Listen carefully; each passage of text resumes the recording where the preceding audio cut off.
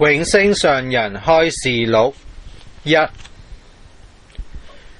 佛七開示5發出離心。我哋自己要發出離心，發念佛心，唔好貪戀呢個世界。呢個世界冇一樣嘢係好嘅，縱使有兒有女都係嚟討債還債，一生出嚟就要使錢。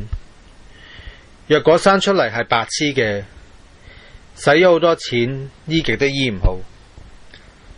呢分明就係嚟攞債。有啲兒女係好孝順，但係佢哋係嚟還債報恩嘅，畢竟係好短暫。我哋仲有幾多年可以享到兒女嘅福啊？我哋每個人生兒育女都喺20幾歲嗰陣，等到兒女長大，佢哋20幾歲先開始出嚟做嘢，而你已經係40幾歲啦。再過多20年，兒女結咗婚，又忙住生兒育女嘅事，你仲要為佢哋嚟操勞添，享唔到佢哋嘅福不特止。等到佢哋賺到錢，你都已經60、70歲，時日已經無多啦。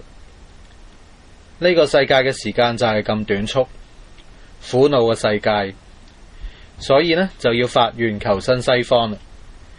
只要肯念佛修行，一定能夠往生極樂世界。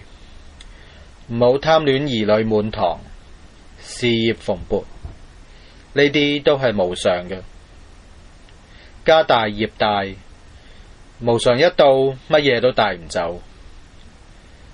修學佛法嘅人喺事業方面就要睇開啲，修學佛法方面就要誠懇多一啲，時時念佛、誦經、戒殺、放生。一旦到臨終嘅時候，心無掛礙，蒙佛接引往生淨土。修行淨土嘅法門就係就咁有保障噶啦。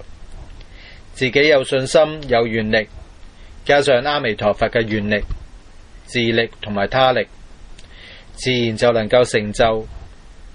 就講到呢度啦，多謝大家。